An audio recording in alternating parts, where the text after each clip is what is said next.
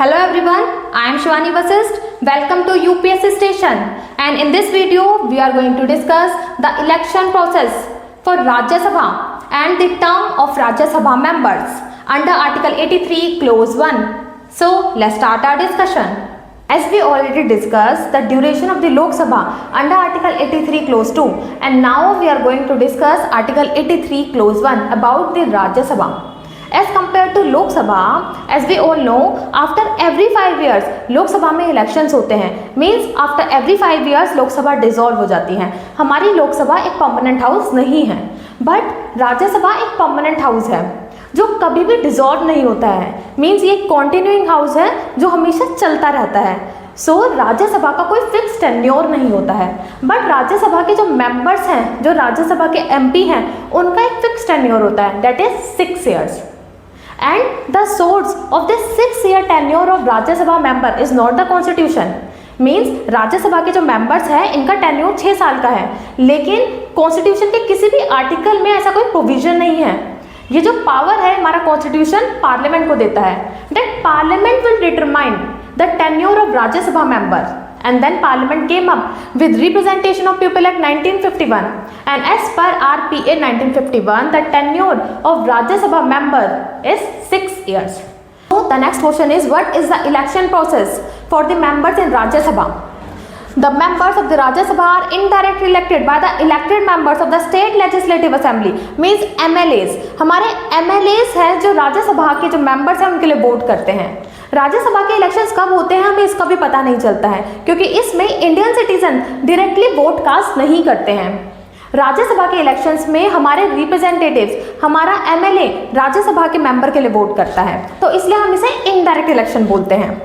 And these MLAs are the directly elected members of the state legislative assembly, जिसे हम विधानसभा बोलते हैं. विधानसभा के लिए डायरेक्ट इलेक्शंस कंडक्ट कराए जाते हैं, जिसमें हम इंडियंस खुद जाके अपना वोट कास्ट करते हैं. मीन्स ये जो एमएलएज हैं डायरेक्टली इलेक्टेड हैं जिन्हें हमने जिताया है.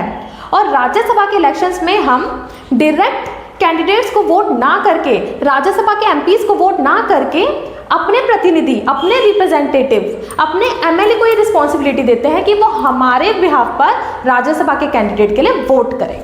सो डेट्स वाई राज्यसभा का जो इलेक्शन प्रोसेस होता है उसे हम इनडायरेक्ट इलेक्शन बोलते हैं. And this indirect election is based on proportional representation by means of single transferable vote. और इसमें जो वोटिंग है बेस्ड होती है ओपन बैलेट सिस्टम. अब इसमें 3 क्वेश्चन रेज होते हैं कि प्रोपोर्शनल रिप्रेजेंटेशन क्या होता है, what is this single transferable vote, और ये ओपन बैलेट सिस्टम क्या होता है. सो वन बाय वन हम इनको समझते हैं. Proportional representation means party get same proportion of seats according to the proportion of votes they get in the Rajya Sabha election by the MLAs. And let's understand it with an example कि राज्यसभा में elections हो रहे हैं 10 seats के लिए. Means 10 vacant seats के लिए राज्यसभा में इलेक्शंस कंडक्ट कराए जा रहे हैं, और उन 10 सीटों के लिए हमारे पास कैंडिडेट्स आ गए हैं, और हमारे पास 300 एमएलएज हैं जो इन कैंडिडेट्स को वोट करेंगे. सो अब हमें पता है कि सेंटर में हमारे पास एक ऐसी पार्टी है जिसने लोकसभा में मेजॉरिटी ऑफ सीट्स अचीव करी थी, और उस पार्टी ने सेंटर में अपनी गवर्नमेंट बनाई थी. जैसे कि सेंटर में इस टाइम पे हमारी बीजेपी है.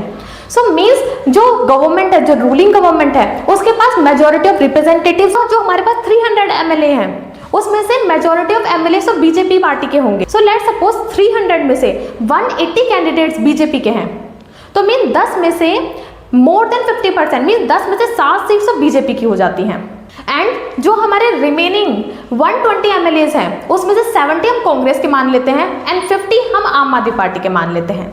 मीन 10 में से 7 सीट तो बीजेपी कैंडिडेट को चली जाती हैं, और बची जो 3 सीट हैं उसमें से 2 हम कांग्रेस पार्टी को दे देते हैं, और एक जो है वो आम आदमी पार्टी के कैंडिडेट को मिल जाती है. मीन्स राज्यसभा में रिप्रेजेंटेशन सबको मिलता है, बट वो जो रिप्रेजेंटेशन है with respect to the proportion of votes they get in the Rajya Sabha election from the MLAs. In open ballot system हमारे पास बैलेट पेपर्स होते हैं जिसमें राज्यसभा के इलेक्शंस के लिए जो जो कैंडिडेट्स आए हैं उन सबके नाम होते हैं, और एक एक बैलेट पेपर सारे एमएलएज को दे दिया जाता है, और सारे एमएलएज को पेन दिया जाता है. बाय यूजिंग द पेन जो एमएलएज हैं वो अपने कैंडिडेट्स को वोट करते हैं, और वहाँ पे प्रेजेंट होता है एक बैलेट बॉक्स जिसमें एमएलएज अपना बैलेट पेपर उस बैलेट बॉक्स में डालते हैं. लेकिन बैलेट बॉक्स में बैलेट पेपर को डालने से पहले राज्यसभा के इलेक्शन में सारी पार्टीज अपना एक एक ऑथराइज्ड एजेंट प्रेजेंट कराती हैं इन द राज्यसभा इलेक्शन. कि एमएलए अपना बैलेट पेपर बैलेट बॉक्स में डालने से पहले अपनी पार्टी के ऑथराइज एजेंट को अपना बैलेट पेपर शो करता है, और एक कंपलसरी है, अगर वो अपना बैलेट पेपर अपने पार्टी के ऑथराइज एजेंट को शो नहीं करता है देन उस कैंडिडेट उस एमएलए का जो बैलेट पेपर है वो कैंसिल हो जाएगा by RO. And what is the procedure of the single transfer of vote? MLAs को जो बैलेट पेपर मिलते हैं इसमें एमएलएस किसी एक कैंडिडेट को अपना वोट नहीं देते हैं, इसके अंदर प्रेफरेंसेस होती है। मींस एमएलए किसी एक कैंडिडेट को अपना फर्स्ट प्रेफरेंस देंगे, एनी अदर कैंडिडेट को अपनी सेकंड प्रेफरेंस देंगे, एनी अदर कैंडिडेट को अपनी थर्ड प्रेफरेंस देंगे, and so long as much as the candidates come for the Rajya Sabha elections. Means MLAs rank candidates in order of preferences first, second, third, fourth, and let's understand it with an example. And then all MLAs cast their vote on the ballot paper based on preferences, and all the ballot papers are put in a ballot box. So this is the ballot box, and these all are the ballot papers. A, B, C, D are the candidates जो राज्यसभा के elections के लिए खड़े हुए हैं, and then the stage 1 जिसके अंदर votes की काउंटिंग शुरू होती है based on preference 1. So this is the ballot paper of an MLA जिसका फर्स्ट प्रेफरेंस कैंडिडेट ए के लिए है, तो इस बैलेट पेपर को हम उठाते हैं और कैंडिडेट ए की फाइल में रखते हैं। This is the ballot paper जिसमें जो फर्स्ट प्रेफरेंस है वो कैंडिडेट ए के लिए है, तो इसको उठा के भी हम बैलेट फाइल ए में रखेंगे। इसमें फर्स्ट प्रेफरेंस ए के लिए है तो इसको उठा के भी हम फाइल ए में रखेंगे। And this is the ballot paper जिसमें जो फर्स्ट प्रेफरेंस है वो कैंडिडेट बी के लिए है, तो इसको उठा के हम फाइल बी में रखेंगे। इसके लिए फर्स्ट प्रेफरेंस डी के लिए है तो इसको उठा के हम फाइल डी में रखेंगे। मतलब इस तरीके से हम सारे जो बैलेट पेपर्स हैं उन्हें सेग्रीगेट कर देंगे based on first preference.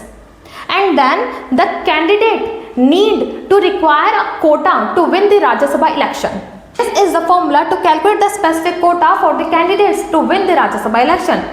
Total votes means total number of MLAs divided by number of seats means कितनी सीट्स के लिए राज्यसभा में इलेक्शन किया जा रहा है +1, और ये रेशो जो भी आएगी इसके अंदर +1 ऐड किया जाता है। एंड जस्ट फॉर एग्जाम्पल ये मैंने एक रैंडम नंबर्स लिए हैं जस्ट टू क्लैरिफाई यू कि हमारे पास 300 MLAs हैं, 18 सीट्स के लिए राज्यसभा में इलेक्शंस हो रहे हैं +1, और इस ओवरऑल रेशो में हम +1 एक्स्ट्रा कर देते हैं। सो द आंसर इज 16.7, और इस 16.7 को हम राउंड ऑफ करते हैं, that is 17 votes.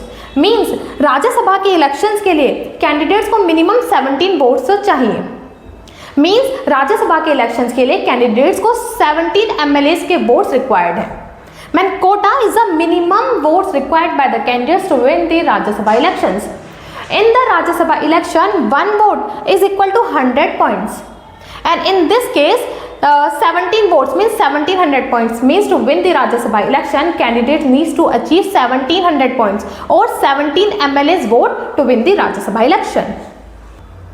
And if in case अगर कोई भी कैंडिडेट इस रिक्वायर्ड नंबर ऑफ कोटा को अचीव नहीं कर पाता है, रिक्वायर्ड नंबर ऑफ वोट्स को अचीव नहीं कर पाता है, तो फिर क्या होता है? And then start the transfer of votes.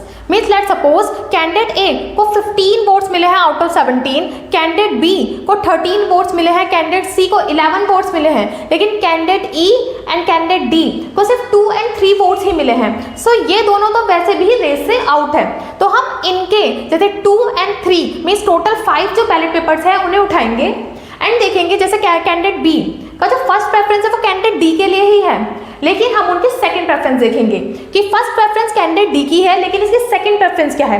Second preference candidate ए के लिए है तो कैंडिडेट डी का बैलेट पेपर उठा के हम कैंडिडेट ए की फाइल में रखेंगे। एंड देन हम सेकंड बैलेट पेपर देखेंगे, उसमें देखेंगे सेकंड प्रेफरेंस क्या है। इन पांचों बैलेट पेपर्स की हम सेकंड प्रेफरेंस के हिसाब से उन बैलेट पेपर्स को सेग्रेट कर देंगे कि इसके अंदर बैलेट पेपर में सेकंड प्रेफरेंस बी की है तो बी की फाइल में, सी की है तो सी की फाइल में, ए की है तो ए की फाइल में। एंड देन फिर द्वारा हम वोट की काउंटिंग शुरू करते हैं एंड देन देखते हैं कि क्या किसी कैंडिडेट ने वो ये कोटा अचीव किया। एंड देन अगर किसी कैंडिडेट ने कोटा अचीव कर लिया होता है then this candidate win the election, otherwise फिर दोबारा से काउंटिंग शुरू होती है। सो आई थिंक राज्यसभा का इलेक्शन आपको क्लियर हो गया होगा कि राज्यसभा में जो इलेक्शन है वो इनडायरेक्ट इलेक्शन होता है जिसमें एमएलएस पार्टिसिपेट करते हैं, और ये जो इलेक्शन है बेस्ड होता है proportional representation by means of single transfer vote, और ये जो वोटिंग है ये बेस्ड होती है ऑन ओपन बैलेट सिस्टम, और इसमें जो एमपीज हैं उनका टर्म 6 ईयर्स का होता है और राज्यसभा का अपना कोई टेन्योर नहीं होता है।